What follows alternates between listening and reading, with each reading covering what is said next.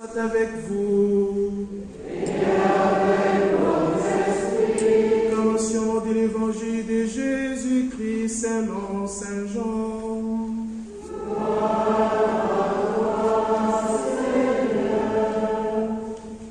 En ces temps-là, Jésus disait à Nicodème, de même que le serpent de bronze fut élevé par Moïse dans les déserts, ainsi faut-il que le Fils de l'homme soit élevé, afin qu'en lui tout homme qui croit ait la vie éternelle. Car Dieu a tellement aimé le monde qu'il a donné son Fils unique, afin que quiconque croit en lui ne se perde pas, mais obtienne la vie éternelle. Car Dieu a envoyé son Fils dans le monde, non pas pour juger le monde, mais pour que par lui le monde soit sauvé. Celui qui croit en lui échappe au jugement. Celui qui ne croit pas est déjà jugé, du fait qu'il n'a pas cru au nom du Fils unique de Dieu. Et le jugement, le voici. La lumière est venue dans le monde, et les hommes ont préféré les ténèbres à la lumière, parce que leurs œuvres étaient mauvaises. Celui qui fait le mal déteste la lumière. Il ne vient pas à la lumière, de peur que ses œuvres ne soient dénoncées.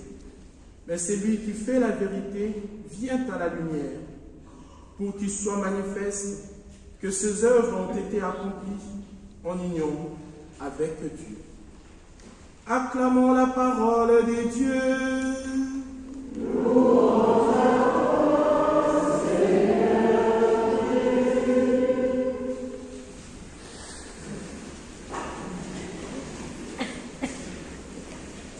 Mes frères, mes sœurs dans le Christ, au début de ces célébrations eucharistiques, je disais que nous sommes en train de célébrer aujourd'hui le 4e dimanche de Carême, dimanche de la joie, parce que nous sommes en train de sentir déjà la grande fête qui arrive, la fête de Pâques.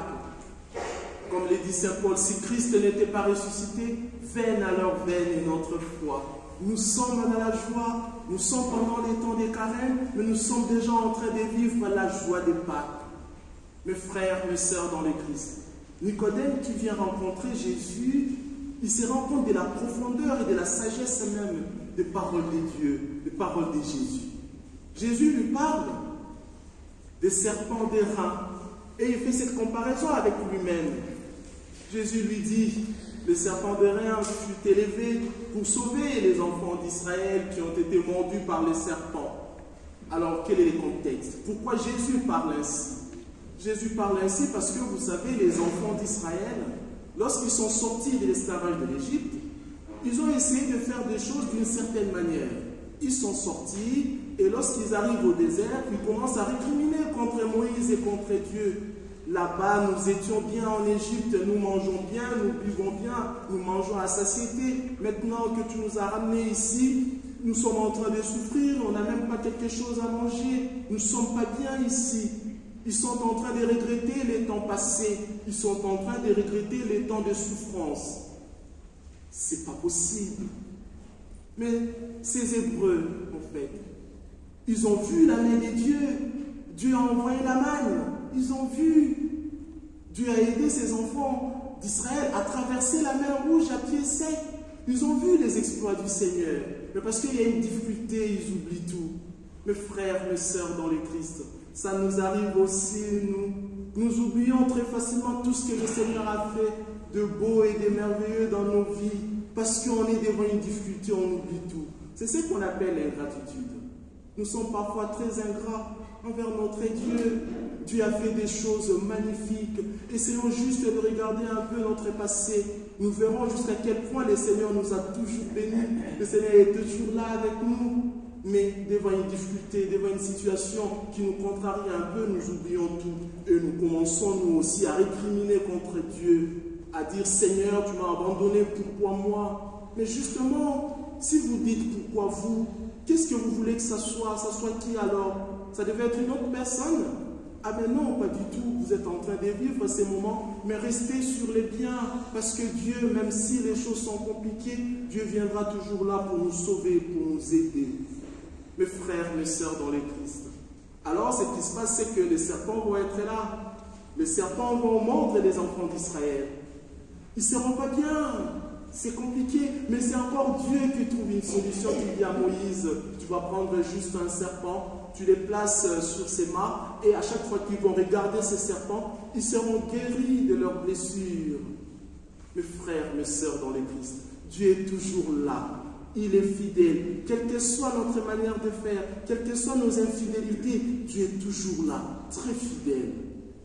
C'est beau de se rendre compte que notre Dieu ne change pas. Notre Dieu est toujours le même. Notre Dieu est toujours là. Alors les serpents, qui a une très mauvaise réputation, vous le savez, c'est les serpents qu'on dit qu'il est le diable, c'est le Satan. Le serpent, c'est un menteur. Le serpent est venu corrompre Adam et Ève. On le sait. Et le serpent est très mal vu. Et même nous, quand on voit un serpent, on se dit, oh là là, ça va pas, le serpent, c'est pas bien. Le serpent, c'est vraiment Satan, oui. Mais dans le Seigneur, les choses peuvent changer de signification. Le serpent devient le signe des guérissons. Et à chaque fois que ces enfants d'Israël sont mordus par les serpents, et lorsqu'ils regardent ces serpents-là, ils sont guéris. On peut voir aussi, déjà, quand nous passons devant les pharmacies et tout, on voit aussi les serpents. Signe de la guérison, c'est vrai. Alors les enfants d'Israël sont mordus, mais ils sont sauvés, ils sont guéris par le regard qu'ils portent sur les serpents. Alors Jésus dit, si les enfants d'Israël étaient guéris, c'est bien.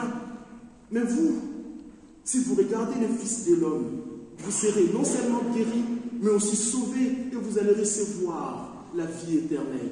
Car Dieu a tant aimé ce monde qu'il a donné son Fils unique, afin que quiconque croit en lui ne périsse point, mais qu'il ait la vie éternelle. Mes frères, mes sœurs dans le Christ, quelle que soit la situation, quels que soient les problèmes, quelle que soit la maladie, quel que soit le manque de travail, quelles que soient les incompréhensions dans la famille, quel que soit le problème, regardez toujours la croix du Christ, qui est signe de notre salut. Ah oui, mes frères, mes sœurs dans le Christ, quels que soient les problèmes, regardez toujours la croix. Parce que Dieu ne peut ni se tromper, ni nous tromper. Alors, si on regarde la croix, notre vie sera traversée par cette lumière de Dieu. Nous allons resplendir des bonnes choses. Nous serons aimables, nous serons gentils, nous serons miséricordieux. Nous n'aurons pas ces cœurs endurcis devant des situations, pas du tout. Envers nos frères, envers nos sœurs, pas du tout. Nous allons resplendir de la lumière du Christ. Alors nos communautés, nos familles, les mondes, resplendiront. Car Dieu a tant aimé ce monde qu'il a donné son Fils unique, afin que quiconque croit en lui ne périsse point, mais qu'il ait la vie éternelle. Amen.